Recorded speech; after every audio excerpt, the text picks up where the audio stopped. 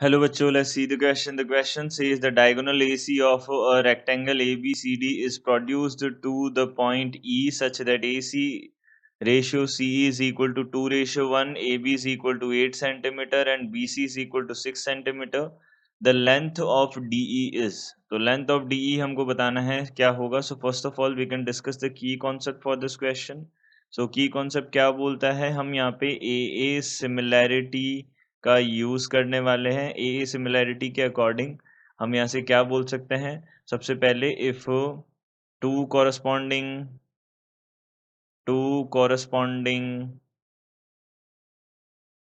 Angles of two triangles are equal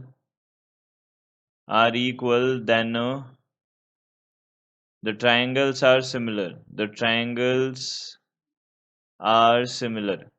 हम triangles को क्या बोलेंगे, सिमिलर बोलेंगे. हम इसका यूज करेंगे यहाँ पे. तो देखिए सबसे पहले हमारे पास क्या है, एक रेक्टेंगल है ABCD. तो हमने यहाँ से रेक्टेंगल ये ABCD बना दिया.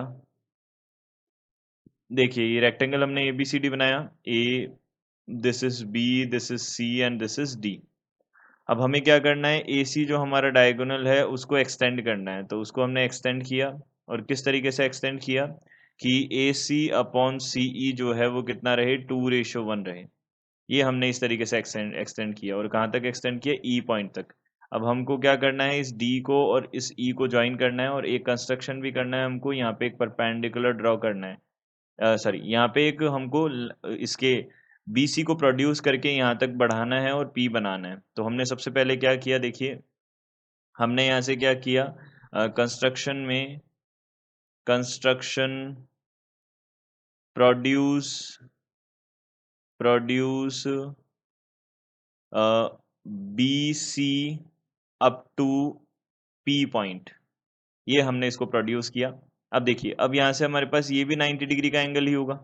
तो हमने क्या किया, अब यहाँ पे दो ट्राइंगल कंसिडर किए. सबसे पहला ट्राइंगल हमने कंसिडर किया ट्राइंगल AED. तो हमने सबसे पहला ट्राइंगल कंसिडर किया ट्राइंगल AED एंड दूसरा ट्राइंगल हमने कंसिडर किया CEP. यहाँ पे दूसरा हमने इस ट्राइंगल कंसिडर किया CEP, ये हमने कंसिडर किया. ये दो ट्राइंगल्स हमने कंसिडर किए. अब देखिए यहाँ पे हम इसको कैसे सिंप्लीफाई कर सकते हैं ये देखते हैं. तो सबसे पहले एंगल E तो दोनों में कॉमन है.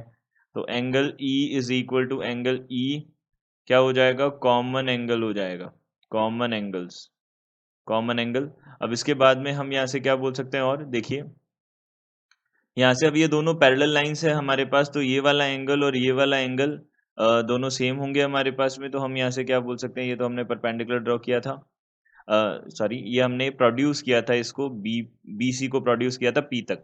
तो यहाँ से ये दो एंगल्स हमारे पास कौन कौन सा एंगल जो हमारा DAE है, एक तो एंगल DAE ये किसके इक्वल हो जाएगा, एंगल यहाँ से हम बोल सकते हैं PCE के इक्वल हो जाएगा. ये इक्वल हो जाएगा PCE के इक्वल हो जाएगा.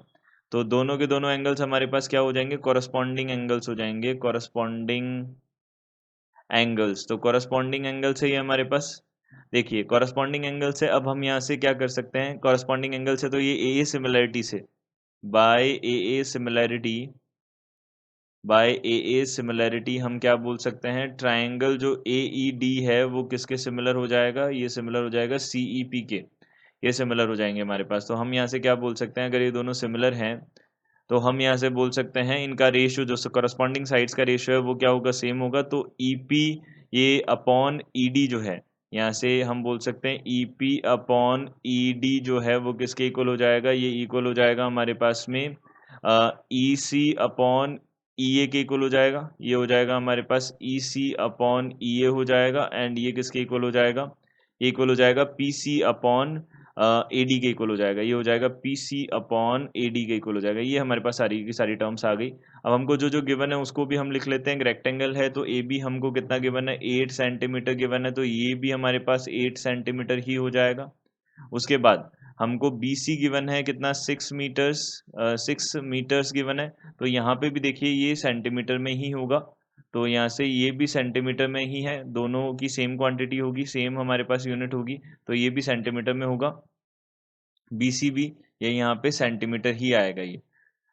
ओके, तो ये हमारे पास आ गया, तो ये भी 6 सेंटीमीटर आ गया। अब देखिए, अब हम इसको सिंप्लीफाई करते हैं, तो सिंप्लीफाई करते हैं तो हमने P C upon A D जो है उसका value, P C upon A D हमारे पास कितना है, पी सी है हमारे पास में यहाँ पे जो जो वैल्यूज है वो लिख लेते हैं सबसे पहले। तो देखिए यहाँ पे हमारे पास क्या क्या वैल्यूज है, पीई और यहाँ पे ई डी है, पीई और ई डी है हमारे पास, तो पीई ई डी है, तो ये तो एज इट इज रहेंगे, ईपी और ईडी ये तो सेम टू सेम रहेंगे, अभी इनका वैल्यू हमको नहीं पता है। ईसी अपॉन ईए जो है वो कितना है, देखिए ईसी, ये ईसी अपॉन ईए ये कितना हो जाएगा हमारे पास, देखिए ये जो हमारे पास टर्म है ई ए सी और सीई, देखो अब ई सी अपॉन ई ए हमको फाइंड आउट करना है, ए सी अपॉन सीई ये जो है हमारे पास कितना है 2/1 है। हमको क्या फाइंड आउट करना है, हमको यहाँ पे फाइंड आउट करना है ई सी अपॉन ई ए, तो ई सी अपॉन ई ए फाइंड आउट करना है, तो हम इसका रेसिप्रोकल कर लेते हैं सबसे पहले, तो यहाँ पे सी ई अपॉन ए सी, अब इसमें 1 को ऐड कर देते हैं, तो 1 अपॉन यहाँ से कितना हो जाएगा, देखिए देखिए ई सी अपॉन ई ए सी अपॉन ई सी है, तो देखिए अगर हम देखें तो यहाँ पे 2x और ये 1x हो गया, ये कुल मिला के ऐसे हम इसको समझ सकते हैं, ये 2x और ये 1x हो गया। अब देखिए यहाँ से हमारे पास ये 2x और ये x हो गया, अगर ऐसे बोले हम तो ये दोनों का सम जो है हमारे पास वो 3x होगा, और इनका रेशियो कितना हो जाएगा, 1:3 हो जाएगा, तो यहाँ से हमने इसको बोल दिया ये हो गया 1:3, तो 1/3 बन गया। P C upon A D जो है, अब पी सी जो है, पीसी हमको नहीं पता बट एडी तो हमको पता है, ये कितना है 6 है, एडी कितना है हमारे पास में 6 है, तो पीसी अपॉन एडी कितना है यहाँ पे 6, तो यहाँ से हम थर्ड और सेकंड को लेंगे तो पीसी इज इक्वल टू कितना आ जाएगा, 2 सेंटीमीटर आ जाएगा, तो पीसी का वैल्यू कितना आ गया 2 सेंटीमीटर, तो यहाँ से हम पीसी का वैल्यू कितना बोल सकते हैं 2 सेंटीमीटर बोल सकते हैं, तो पीसी जो है हमारे पास कितना आ गया, पीसी इज 2 सेंटीमीटर, ये हमारे पास 2 सेंटीमीटर आ गया। अब देखिए, अब यहाँ से हमारे पास ये ट्राइंगल जो हमारे पास पी सी डी बना है उसको इसमें हम पाइथागोरस यूज कर सकते हैं, तो यहाँ से हमने बोला in triangle P C D, Pythagoras का हमने यूज किया, तो यहाँ से हम क्या बोल सकते हैं, पी सी स्क्वायर, देखिए यहाँ से P C square plus C D square, P C square plus C D square,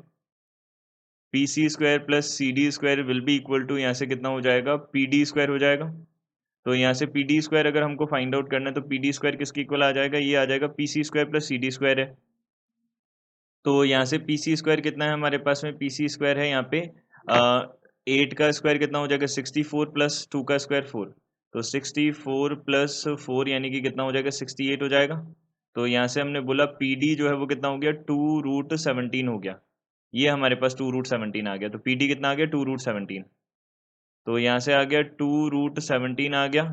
अब यहाँ से पीई जो है वो हमको देखना है, तो इसको हम एक बार के लिए क्या अज्यूम कर लेते हैं, एक्स अज्यूम कर लेते हैं इस पीई को, तो यहाँ से हमारे पास कितना बनेगा, देखिए यहाँ से हमारे पास बनेगा this will be equal to, अब यहाँ से हम क्या करेंगे, ये ईपी अपॉन ईडी जो है उसका यूज करेंगे, तो ईपी अपॉन ईडी जो है वो हमारे पास कितना हो जाएगा 1/3 ईपी अपॉन ईडी, तो ईपी जो है वो हमारे पास कितना है x है, और पीडी जो है वो कितना है x प्लस 2√17 है, ये किसके इक्वल हो जाएगा, ये हमारे पास इक्वल हो जाएगा 1/3 के, तो यहाँ से हमने बोला तो 3x इज इक्वल टू कितना आ गया x प्लस 2√17, तो यहाँ से x इज इक्वल टू कितना आ गया √17 आ गया, अब x इज इक्वल टू √17 आ गया, देखिए x इज इक्वल टू √17 बन गया, तो ये हमारे पास x का वैल्यू कितना आ गया √17, अब हमको क्या फाइंड आउट करना है, हमको फाइंड आउट करना है पूरा ईडी या डीई बोल सकते हैं, तो वो कितना हो जाएगा 2√17 प्लस √17, यहाँ से कितना हो जाएगा 3√17, it means C option will be our correct answer, C option will be our correct answer. I hope you understood it well. Good luck. Thank you.